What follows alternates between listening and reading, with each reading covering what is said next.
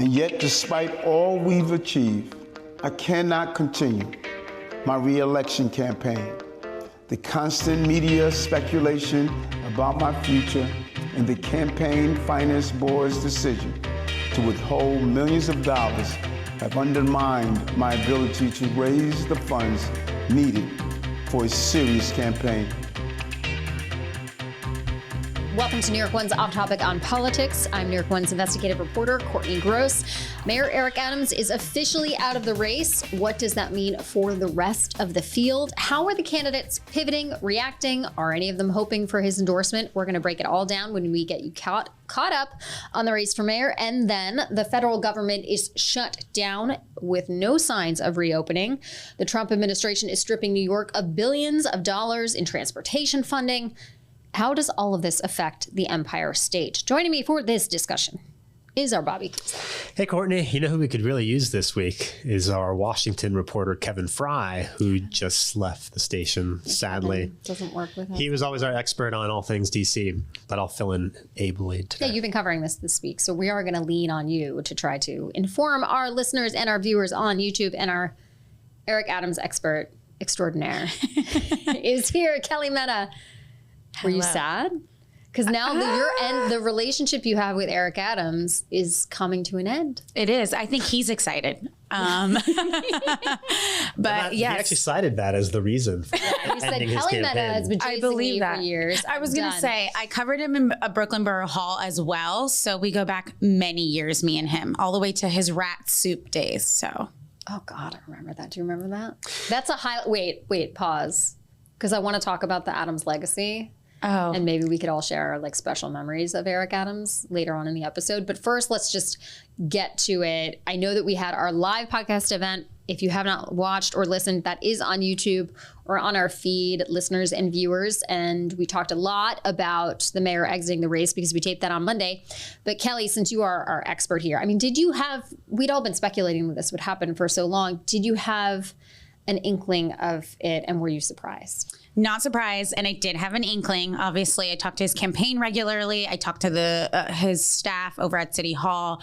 We had been hearing for really on Friday afternoon, I got a call that it was coming in the coming days, not even a week, but it was supposed to be happening on Monday or Tuesday. So Sunday was a surprise. We were preparing for it on Monday, but I think it was inevitable for the mayor. Everything was just going in that direction for him, really for a couple of months, and I think it was just time for him to bow out, let the other candidates in the race go forward, and really for him to start thinking of his plan B, his exit plan, how he's going to make up that debt that he has, where his future lies, and, does anybody politically, business, anywhere else, does he have any allies left after everything that's happened? Yeah, and speaking of that, I mean, the Campaign Finance Board is still doing this investigation into his campaign. I mean, there was some reporting this week talking about them clawing back $10 million. He has the $3 million in legal debt. I mean, he is not in a good spot financially. If they clawed back the $10 million that his campaign received in the 2021 campaigin, I don't even know. I mean, that would be unprecedented, first of all.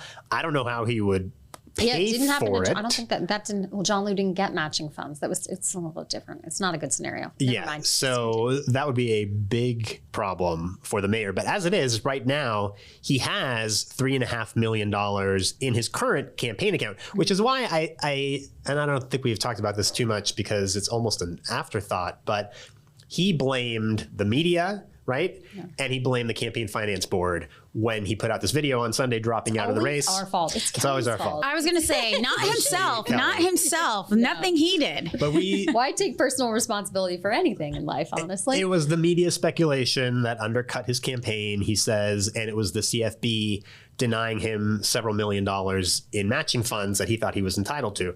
And that is what he says made his campaign, not viable. But he had $3.5 million. $3.5 million is not nothing. Mm-hmm. And he's the mayor of the city of New York. Like, he gets press attention every time he steps foot out the door. That's free, we should point out. Right. That's free. And I just want to add, Bobby, that talking to his campaign, they said that the $3 million, they were willing to spend it in an efficient way. It's not like it's not a significant amount of money. You can't put ads up, digital campaigns. There's a way to spend that money and still make a difference in the campaign. But obviously that was the excuse, it feels like, the mayor wanted to give so that he could bow out of the race the way he wanted to. I think the personal debt was weighing over his head, and knowing that he had the $3.5 million, that he could somehow, through some sort of campaign finance maneuver, either apply to his legal debt, or maybe he saw that this could potentially happen, the clawing back of funds, which hasn't happened yet, but who knows, maybe it will. I just want to add on one point. There's some reporting from yesterday that he did lose again in the lawsuit to get matching funds with the campaign finance board. So I'm sure he's thinking about that debt and what could happen on the other side for the 2021 campaign every single day, because unlike some of the other candidates, and especially past mayors, he's not independently wealthy. Mm-hmm. So he really needs something to bring in a significant amount of funds every single month if he's going to pay off any portion of this debt that he's looking at. Well, and what is he going to do, right? That's a big question mark. Does the mayor have a job lined up for January? We're not really sure. He may, right? He hasn't said publicly, but we don't know if that was maybe something that factored into his decision making and why he decided to drop out now. Well, I was going to say that one of the reasons I was also hearing that the decision was coming Monday or Tuesday was he didn't want to anger anybody that may be offering an opportunity to him after he's in office, and he didn't want him staying in the race to be something that they held over his head. Like, why didn't you step out sooner? We had told you that we wanted you to leave the race and you didn't. And he didn't want that to hamper his ability to get some type of opportunity. What that looks like, I haven't been able to nail down just yet. Yeah, because so many businesses, and this is an aside, want him to step out. Business leaders, we should say, you know, billionaires in the city, millionaires in the city, want Adams to step aside to obviously help Andrew Cuomo and hurt Zoran Mamdani. But quickly, just wrapping up the Eric Adams section here, you know, what is his legacy? I mean, we talk about the headline of his obituary. I feel like it's just going to be corruption and, you know, the old school Tammany Hall-esque mayoralty. I definitely... Rats. And the rats stew. Yes. Yes. Yeah. I definitely think corruption's going to be up there. I mean, this idea that you can bring in your own friends, people that have these close relationships to you, but aren't experienced in local government. I think this was the prime example of why you don't do that. It does not ever end well for anybody. And it just leads to further and further issues and an implosion of possibly your administration. Speaking of friends, and bringing your friends into an administration quickly, there is some scandalous book coming out. Yes. Kelly, have you read it yet? I haven't yet. It's called Political Humanity. It's an ex-lover of the mayor. Allegedly, this is all claims. Tell-all book. The mayor hired a woman named Jasmine Ray that he has known for many years. They had a relationship many years ago. This book is coming out this weekend. I'm looking forward to reading it very quickly. We'll see what's in there and what she had to say about the mayor. I don't know if it's scandalous, though, right? I mean, is there anything scandalous about it? There's no ex-lover writing a book about you. I don't know. But there's no scandal. I mean, right? I mean, wait. The scandal is that the scandal is that we've never heard from somebody that is so close to the mayor that has an intimate relationship talk to the media at all and like put something out proactively. But is there a question about the propriety of him giving her a job at City Hall? Is that something that is like an ethical gray area? I don't know if that's really been raised. You know, I don't think anybody's really questioned her about it. I think she's highly aware that she knows that her close relationship to the mayor got her this job, but I don't think that anybody necessarily questioned it to the high level. I mean, it's the director of sports and recreation. It's not like she was the budget director or something. You know, it was a job and a post that he made for her. But in the book, and I've heard from her personally, they never had a relationship while he was the mayor, that it ended before he ended up going to City Hall. Okay, so now that the mayor's out, I mean, how does this change the race? We know that Andrew Cuomo is interested in getting Eric Adams' endorsement. His statement after Adams bowed out of the race was very much like legacy focused and, you know, what a great man and mayor. I mean, he didn't say that specifically. Great man and mayor. He didn't say that. I don't have the statement in front of me. I should have pulled it up. That was my bad. So it was very it was magnanimous. complimentary. Yes, it was not referencing the indictment or the indictment of his chief advisor at all. So that is, I mean, Randy Mastro has already come out. I'm just putting Kelly on the spot here. Sorry, Bobby. Like, no, it's okay. Randy Mastro has already come out saying that he's going to vote for Andrew Cuomo. Yeah. I mean, and Frank Carone works for Andrew Cuomo as well now. I think everything is pointing to the mayor is going to support in some type of way. Either it's behind the scenes or some like back channels of supporting Andrew Cuomo. I just cannot imagine these two men out on the campaign trail shaking hands together and the mayor literally being like, vote for this guy standing next to me after all of the things he said about him. A snake, a liar, a spoiled brat. Silver spoon in your mouth. Yes. Talked about like how 3 weeks ago, right? This isn't like years ago. I don't think you can be an enemy and become a friend, though there's such thing as a frenemy, but I don't think that's a situation that's going to happen here.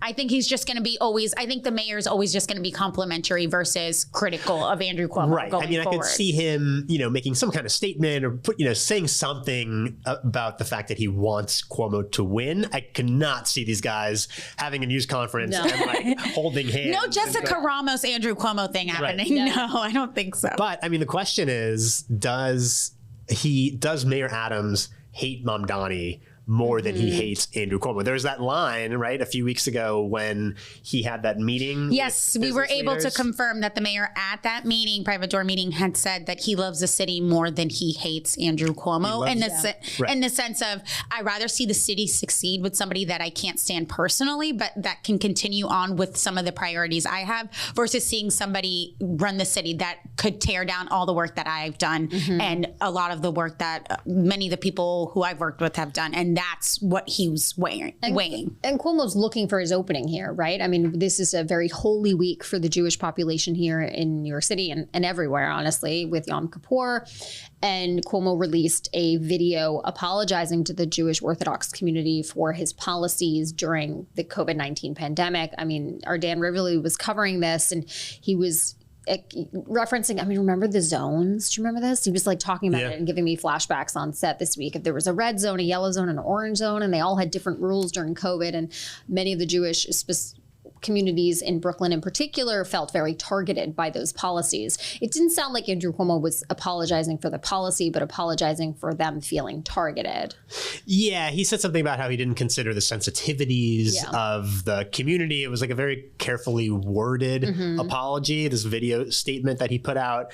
But, you know, obviously, this is him trying to make amends with a community that had turned against him to some extent and that he is courting in the election in a month, right? So you can take a very cynical view of this and see him as, you know, just trying to kind of crawl his way back to the Orthodox community in order to win back some votes. And those votes are up for grabs with Mayor Adams out of the race. And they're very, a community that was very supportive. And the thing about them is they vote as a block, which means if you can capture them, that's a significant pool, adds a significant pool of voters to your base that you have already. And he's trying to grow that. And while Cuomo is doing that, Curtis Sliwa, a Republican in the race, is trying to capitalize and remind other New Yorkers about Cuomo's COVID policies. I believe our Dan Rivoli was also covering this one. He was in front of Cuomo's Midtown luxury apartment building this morning, Thursday morning, and delivered a letter to his doorman about Cuomo's COVID policies. He said it was a handwritten, so Sliwa had written a handwritten letter where he was telling Cuomo that he should apologize to seniors because of his COVID nursing home policies. Cuomo and meet with them. To everybody. There right. He's saying if you apologize to the Orthodox Jews. Will he apologize? Well, the third group obviously is women who. Yes, exactly. Will he apologize to that group? I don't think he's going to do that. He's not apologized to that group. And I think actually I saw that Cuomo was asked today about, you know, whether he would have done anything differently with regard to the COVID policies in Jewish communities. And I think he said no. Yeah. So, there's an art to apologizing without saying that you actually regret what you did. Well, he's apologizing without admitting any wrongdoing, right? That's the key. Yeah, he's just. I'm sorry you feel that way. But it sorry, just vote for me. Exactly. Just forget about what happened before. Now, as the race, gets into high gear, it's the ad wars are starting. I mean, we got to get to our next segment, but one of the ads, Curtis has an ad out that's talking about crime and has the beret off, and it's a little bit fear-mongery, very similar to Cuomo's first set of ads during the primary. But Zohran Mamdani's ad that came out this week and ran, I guess, during, what is it? The Golden Bachelor. I was going to say the Elderly Bachelor. Thank goodness you did it. I did it. I already did it. The Golden Bachelor. Well, I don't watch any Bachelors. Me neither. That's not to say that I watch the show. I thought was remarkable about this, that they're still running Bachelor episodes. I have not seen. Very, very Wait, you used to watch The Bachelor? The llast time I saw a Bachelor episode was probably 15 years ago. I did not realize I've there was never even watched a single episode. Really? I just don't. I think I've seen snippets. And I did not know that there was a Golden Bachelor our society, franchise. Morality. Older individuals need love too. But what's funny about it is this idea that because it's the Golden Bachelor. We have to describe the ad. Well, yeah. In the ad, he has a rose and he talks about, he's specifically speaking to senior New Yorkers or older New Yorkers. But that's the thing. Is it an older audience for the Golden Bachelor? Oh, I don't know. I actually don't know. I mean, that's what the ad targeted was, older New Yorkers. Yeah. Well, and he does this whole shtick, and then he holds out the rose, which is, of course, how the thing works in the back. And also, the golden rose is the symbol for DSA, right? So is there? I didn't know that. No, but he's holding a red rose in the video. Rose? Yes, and then red rose. Oh, okay. Red rose. People have the red rose in their social media handle. It's for DSA. Oh, I didn't know that. You guys didn't know this? No. Now when you see the red rose, we all learned something here. What are you talking about? Wow. I don't know if there's a double meaning there or not. Probably. The ad is Mamdani, and we should play a little bit of it here. The Mamdani ad is he's saying, I know it's been so hard for you. Like it almost feels like he's joking. And he's like, the city has been so difficult. Like, will you take my rose? He's like playing off the Bachelor thing. I don't think this is like the Dante ad for Bill de Blasio. I kind of think that more people are going to dislike this ad than like this ad because it's making light of the financial struggles of so many New Yorkers. Yeah. He's like sort of making fun of himself. Yeah. But also, there's an ad. I thought it was kind of funny. That's what I was going to say. I think everybody knows it's a shtick. Nobody's here like, yes. And it really reminded me, I don't know if you guys remember, there's a social media video earlier this year. It was around Valentine's Day, and he had like the balloons and the heart, and he was saying, will you be my Valentine to like Democrats? Yeah. It was like, that one was very cute and funny. Will you be my voter? But this one this isn't a social media video. This is actually like a major ad buy that he spent tens of thousands of dollars on. During The Bachelor. So it's like a little bit a larger platform, I guess. I don't know. Maybe more people watch his videos on social, but he's trying to reach a different audience. Yeah. You deserve someone who works as hard as you do, who thinks about you every second of the day. That's the kind of mayor I promise to be. New York, will you accept this rose? Are we going to talk about the Cuomo ad? I was going to say, I thought you were going to bring up the AI last thoughts. Yes. Cuomo's new ad is this very, I don't know, it's kind of weird. It's AI, yeah. And I don't know if we'll show it, but it's Cuomo like doing all these different jobs. Like he's a stagehand. No, he's cleaning windows. He's a window washer on like a skyscraper, and he's a train operator. Yep. I'm Andrew Cuomo, and I could pretend to do a lot of jobs. But I know what I know, and I know what I don't know. And I do know how to make government work. It's all like Cuomo's head, like a cartoon Cuomo. Right, and it's like, these are the jobs I can't do, but the job I can do is being your mayor. And that's like the yes. thing. Talking about his experience. I mean, it's poking holes in Mamdani's lack of experience. Right. Saying he's the one, he knows how to do this job. Vote for him. Watch the ads and decide for yourselves. Yeah, we're going to have to move on. Let's move on to the federal government shutdown. We're going to take a short break. We'll be right back.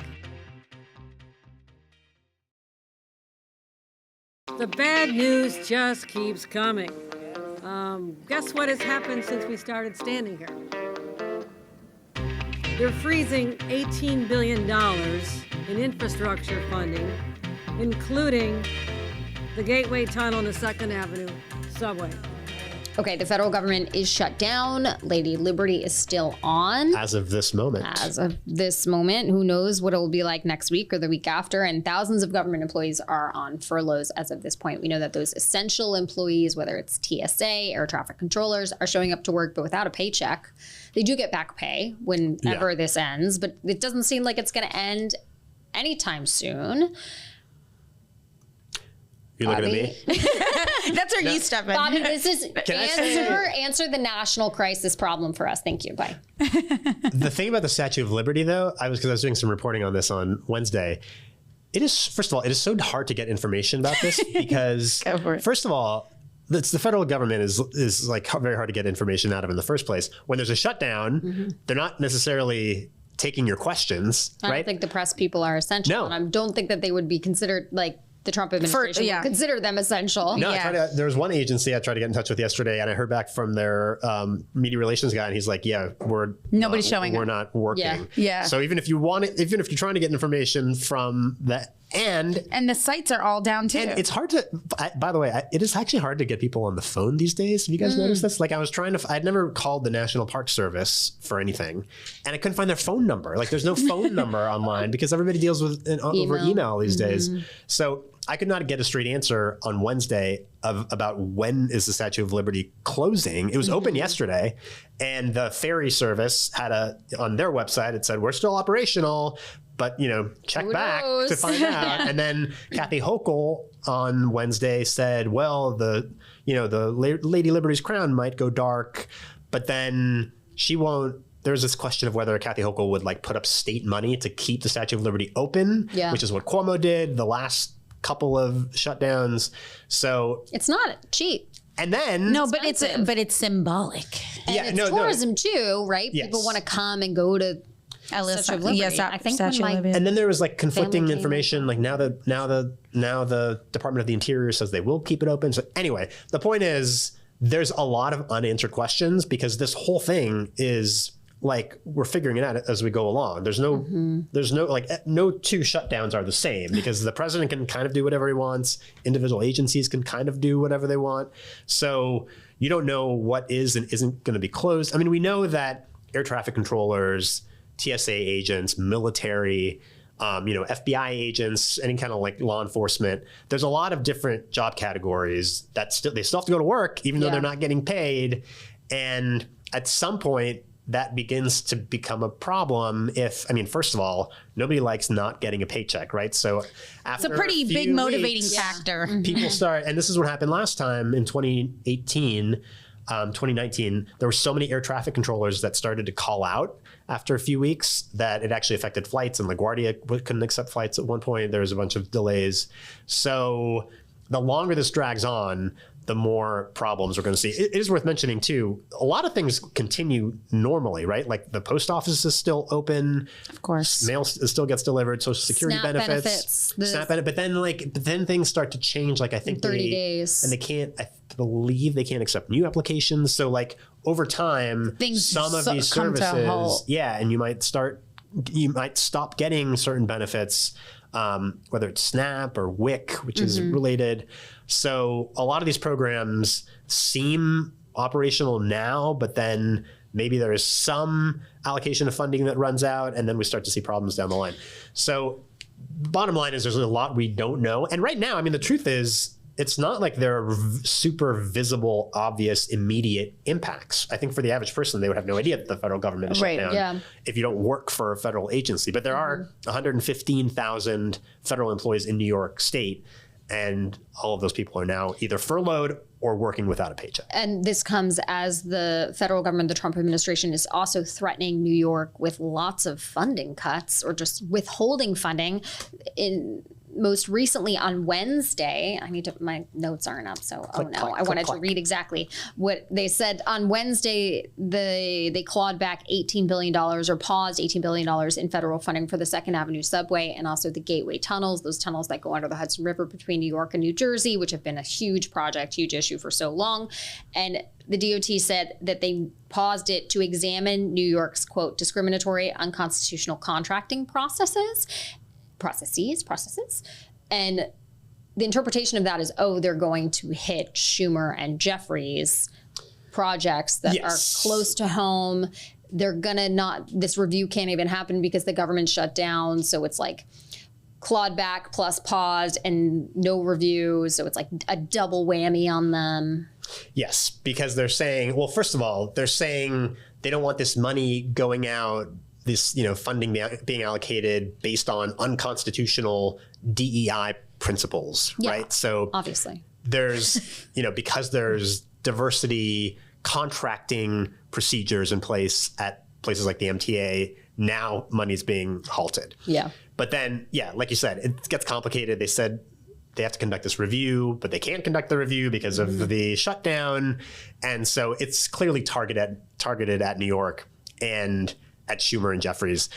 But there's so many questions. Like, it's not even clear how they came up with this $18 billion number. And it's not clear whether this actually stops any work on the Second Avenue subway, which is, ongoing. Yeah. And the Gateway Tunnel project is ongoing.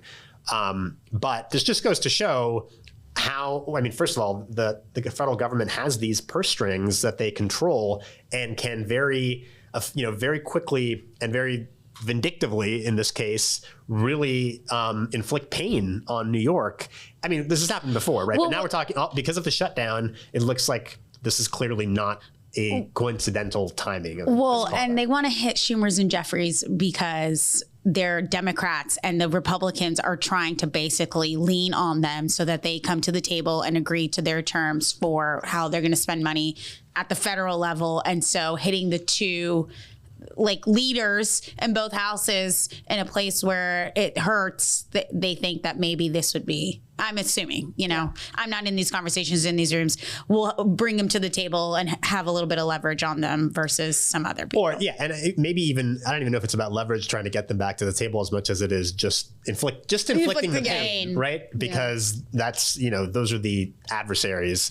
And then, there's a lot of money, right? There's the 18 billion, and then there's all this other counterterrorism funding that the federal government is cutting or withholding. To the NYPD specifically. To the NYPD, yes. And to the MTA for counterterrorism funding. And that actually was really, that has gotten a lot of pushback from everybody, from Governor Hochul, from the NYPD commissioner, from Tish James, who then sued and got some of that blocked. So the mayor even said, that money even the mayor is criticizing the Trump administration. Yes, he said that without it, it exposes the city. So we don't see that happen very often. No, we don't. The counterterrorism money is a very big deal, and it goes to, I think the police commissioner said yesterday that every year they get dozens of threats or something, and that's where that money goes. Is getting to them early, preventative. And Governor Hochul has a good line, which is that now Trump is defunding the police. Literally defunding the police. This is tens of millions of dollars that is being withheld from the NYPD. And the criteria for the counterterrorism funding is that there is the, threat of terrorist activity. And where else in the country could there be more of a threat than in New York? Yeah. And yet all these other states that applied are getting grants, and New York is getting denied. Yeah. So it seems like it's really just going after Schumer. But I should mention there are different lawsuits, and a lot of this has been blocked, at least temporarily, by federal judges. We'll see what happens, but that's going to be the end. Well, I was just going to say they're going back to vote tomorrow. So not that they will be successful, but we'll see. Wait and see. That's going to do it for us this week. You can always watch us on Inside City Hall Monday through Friday, every weeknight at 7 o'clock. And we love your feedback. Send us an email at yourstoryNewYork1@charter.com. You can subscribe to Off Topic wherever you get your podcasts. And if you like what you're hearing or don't like what you're hearing, you can always give us advice, reviews, etc. Thanks to our producer, Anthony Roman in the corner. Thanks for listening, everybody. We'll see you next week.